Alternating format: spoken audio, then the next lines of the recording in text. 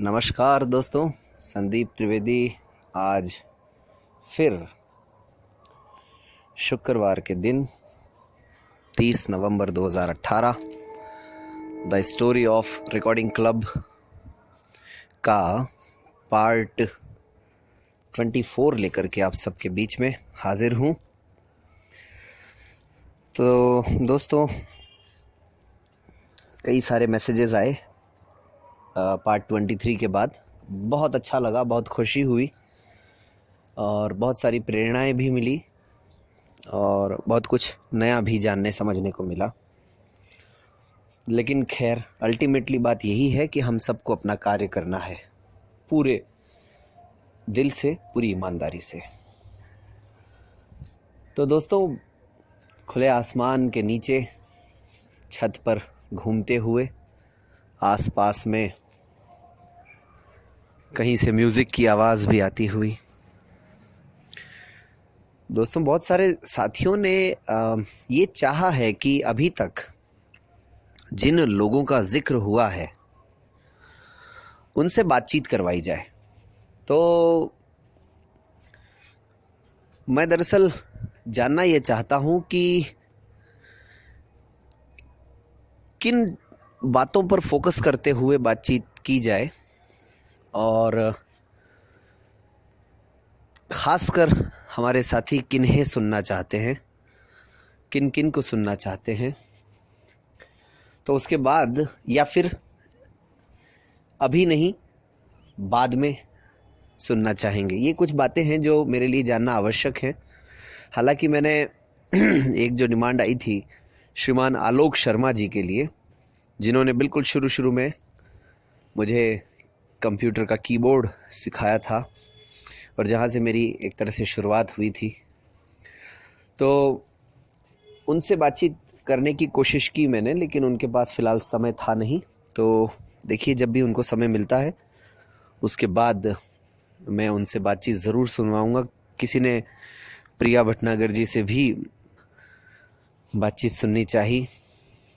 तो इस तरीके से अगर हमारे साथियों को पूरा अच्छे से अभी तक की स्टोरीज़ मालूम हो तो आप प्रयास कीजिएगा बताने का कि इसको किस रूप में कैसे किया जाए। महीने में क्या कोई एक शुक्रवार चुना जाए जब केवल बातचीत ही करवाई जाए, या फिर जब जिसकी बारी आए तब उससे बातचीत करवाई जाए। खैर, इस बीच में दोस्तों हुआ ये भी था जो मैं दरअसल भूल चुका था इस बात को, लेकिन मुझे याद आया, या पता नहीं मैंने इसके बारे में जिक्र किया या नहीं किया। जब 3-4 महीने हम लोगों ने रिकॉर्डिंग कर ली थी 2011 में ही, सब कुछ ठीक ठाक चल रहा था, तो रोटरी क्लब से ये रिक्वेस्ट की गई कि भाई एक लैपटॉप अवेलेबल करवाया जाए, क्योंकि कई बार लाइट चली जाती है और कंप्यूटर में वॉइस क्वालिटी अच्छी नहीं आती। तो एक बार में ही इस रिक्वेस्ट को रोटरी क्लब ने स्वीकार किया, और जो उस समय रोटरी क्लब में इस पूरे प्रोजेक्ट को स्पॉन्सर्ड कर रहे थे श्रीमान सुनील गोयल जी, अपने फादर की स्मृति में, वही मतलब इसका जितना भी खर्च हो रहा था वो वहन कर रहे थे। और आगे जब तक मैंने कार्य किया रोटरी क्लब के साथ, तब तक वो इस काम को करते रहे, क्योंकि रोटरी क्लब, इस तरह की संस्थाओं से जो लोग परिचित हैं वो जानते हैं, वहाँ प्रोजेक्ट चलाए जाते हैं और प्रोजेक्ट को कोई ना कोई व्यक्ति अपनी जिम्मेदारी उसकी ले लेता है, आर्थिक खर्च करने की। तो इसी प्रकार सुनील गोयल जी ने ये एक बीड़ा अपने हाथ में लिया था। तो जुलाई 2011 में, मुझे याद है, या शायद उसके कुछ दिन बाद अगस्त होगा, उन्होंने एक लैपटॉप तोशिबा का अवेलेबल करवाया था, जो कि बहुत अच्छे से चलता रहा और फिर ज़्यादातर रिकॉर्डिंग लैपटॉप पर ही होने लगी।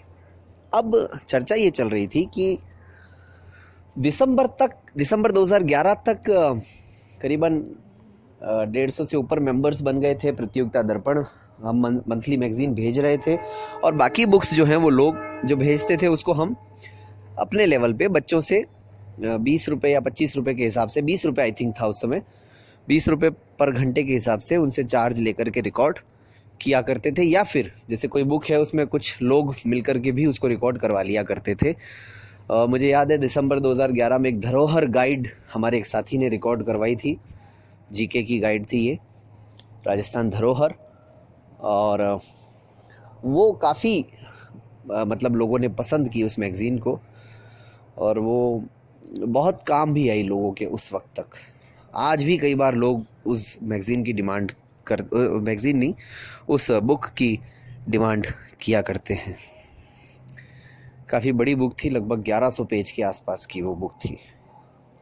खैर, तो जब समीक्षा हुई, पता चला कि लोग इतने जुड़ गए हैं, किसी का फीडबैक ज़्यादातर का आता नहीं है, कोई संपर्क होता नहीं है। कई बार सीडीज़ भी लौट करके आ जाती थी दोस्तों। और यहाँ पर एक बात और मैं बता दूं कि जिस प्रकार आर्थिक खर्च सारा जो है सुनील गोयल जी वहन करते थे, उसी प्रकार से सीडीज़ पोस्ट करवाने का कार्य और ड्राफ्टिंग का कार्य और रिकॉर्ड मेंटेन करने का कार्य श्रीमान जीके शर्मा साहब के पास था, जो कि एक रिटायर्ड एम्प्लॉय थे बीएसएनएल से। तो सुनील गोयल जी बिजनेसमैन थे।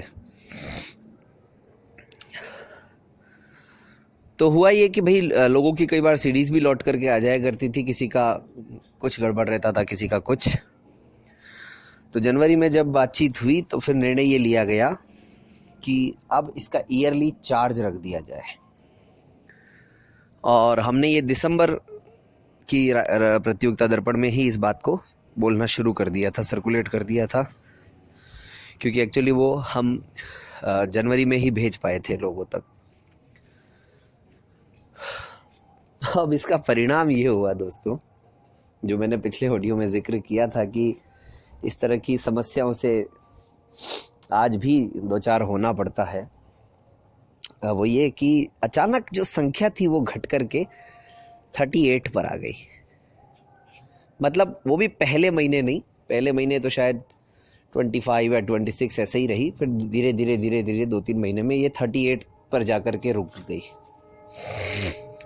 तो मुझे ज़्यादा कुछ कहने की ज़रूरत नहीं, आप समझिएगा कि जब हम निशुल्क दिया करते थे तब क्या स्थिति थी, और जैसे ही शुल्क उसका रखा गया, वो भी ईयरली, सीडीज तो हर महीने जाती थी लेकिन शुल्क ईयरली रखा गया प्रतियोगिता दर्पण का, केवल 100 rupees yearly with medical certificate. तो स्थिति ये आ गई।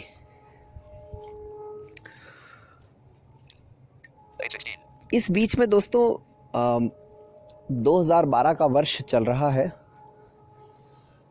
कुछ बहुत महत्वपूर्ण घटनाएं मुझे याद नहीं आती हैं। रिकॉर्डिंग के कार्य से संबंधित सब कुछ ठीक ठाक चल रहा था। कभी कभी छोटी मोटी कुछ दिक्कतें आ जाया करती थी, और एग्जैक्टली बुक्स का भी मैं नहीं बता सकता कि कब किस समय कौन सी बुक हुई, क्योंकि जब जो याद आ जाता है। लेकिन हाँ, जनवरी 2012 से जुलाई 2012 तक कोई विशेष घटना मुझे याद आती नहीं है। इसीलिए बात करते हैं, और यहाँ पर यह भी स्पष्ट कर दूं कि अगर आने वाले समय में मुझे कुछ याद आया या कुछ मैटर मिला इससे संबंधित या कोई बातचीत मिली तो मैं ज़रूर आप सब तक साझा करूँगा। तो आने वाले समय में अपन बात करते हैं अगस्त 2012 की। अगस्त 2012 में दोस्तों एक बहुत महत्वपूर्ण काम हुआ। 9 अगस्त 2012 को एक मीटिंग हुई। मतलब एक्चुअली मैंने पहले बताया था कि हर फ्राइडे को मीटिंग का प्रावधान रहता है रोटरी क्लब या इस तरह की संस्थाओं में, कि वीक में वंस इन ए वीक मिलना होता है, जिसमें सप्ताह भर की गतिविधियों पर चर्चा होती है और बाकी ग्रीटिंग्स वगैरह भी होती हैं, जिसको बधाई देनी हो या कोई और इम्पोर्टेंट मुद्दा सामने आया हो या आगामी कोई प्रोजेक्ट हो उस पर। तो 9 अगस्त 2012 को मैं भी गया हुआ था उस मीटिंग में, और आई थिंक शनिवार था, या शनिवार तो था मेरे ख्याल से, क्योंकि शुक्रवार को किसी कारण से वो मीटिंग पोस्टपोन्ड हो गई थी। तो उस मीटिंग में, क्योंकि देखिए बातचीत तो हमारी पहले ही हो गई थी सर से, जो चेयरमैन थे उनसे और बाकी लोगों से, क्योंकि मतलब जो रिकॉर्डिंग के काम को मॉनिटर करने वाली टीम जो थी वो तो 2-3-4 लोगों की थी। मीटिंग में तो ज़्यादातर लोग होते हैं, सभी सदस्य होते हैं एक्चुअली। तो एक प्रपोजल उनके सामने लाया गया कि भाई हम अभी तक केवल एक बुक रिकॉर्ड कर रहे हैं, प्रतियोगिता दर्पण, या फिर जो आरटेट की बुक थी, राजस्थान टीचर्स एलिजिबिलिटी टेस्ट की। लेकिन उनको इस स्थिति से मैंने अवगत करवाया कि कई लोग फ़ोन करते हैं, बुक्स रिकॉर्ड करवाते हैं अलग अलग तरीक़ों से, और इस काम के साथ साथ अलग से समय निकाल करके उनकी बुक्स को रिकॉर्ड किया जाता है। तो क्यों नहीं हमारे साथियों की जितनी भी बुक्स हैं, मुझे बहुत खुशी है दोस्तों ये बताते हुए कि ये प्रपोज़ल मैंने रखा उनके सामने कि भाई हमारे साथियों की जितनी भी बुक्स हैं, चाहे वो कोई सी भी बुक भेजें, तो उसको, उन सारी बुक्स को हम रिकॉर्ड करना शुरू करते हैं, ताकि हमारे लिए किसी तरह का कोई धर्म संकट भी ना रहे कि हम प्रतियोगिता दर्पण के लिए टाइम कब निकालें, बाकी बुक्स के लिए टाइम कब निकालें। और राजस्थान में स्थिति बड़ी गंभीर थी रिकॉर्डिंग के मामले में उन दिनों, कहीं और हो नहीं पाती थी। आज भी मुझे नहीं पता कि कहाँ क्या हो रहा है, लेकिन आज तो जो कुछ हो रहा है वो सब आपके सामने ही है इस ग्रुप के माध्यम से। तो यहाँ पर भी दोस्तों एक बहुत अच्छी बात यह है कि तुरंत इस प्रस्ताव को भी मान लिया गया, और उसके बाद से ये घोषणा कर दी गई हम सब की तरफ से, ऑडियोज़ में भी, यानी सीडी जो जाती थी उसमें भी ये बताया गया कि भाई आप जो भी बुक भेजेंगे उसको हम रिकॉर्ड करेंगे, और वो भी बिल्कुल निःशुल्क। हाँ, ये ज़रूर है कि केवल मेंबरशिप लेनी पड़ेगी 100 रुपीज़ से, और मेडिकल सर्टिफिकेट, और जो रेलेवेंट डॉक्यूमेंट है, यानी जैसे आपने बीए फाइनल ईयर की रिकॉर्डिंग करवाना चाह रहे हैं, तो बीए फाइनल ईयर का आपने जो एग्ज़ाम फॉर्म भरा है या उसमें जो एडमिशन फॉर्म आपने भरा है, उसकी फ़ोटोकॉपी हमें रिक्वायर होगी। तो इस तरीके से दोस्तों एक अगस्त 2012 में एक बहुत ज़बरदस्त ये प्रयास रहा। सचमुच इसके बाद हमारे साथियों को बहुत लाभ मिला, और कहीं ना कहीं इसी प्रयास से ही और अधिक साथियों तक जुड़ने का अवसर भी मिला। लेकिन कहते हैं कि जहाँ अच्छाई होती है, जहाँ अच्छी बातें होती हैं, वहाँ कुछ कड़वे अनुभव भी होते हैं। ऐसा ही इस प्रयास में भी रहा, यानी हमारे साथी बुक तो रिकॉर्ड करवाना चाहते थे उसके बाद भी, लेकिन वो निःशुल्क नहीं चाहते थे। क्यों, क्या कारण था उसका, आने वाले अंक में बताऊंगा। मिलते हैं फिर अगले शुक्रवार। बहुत बहुत धन्यवाद। शुभ रात्रि।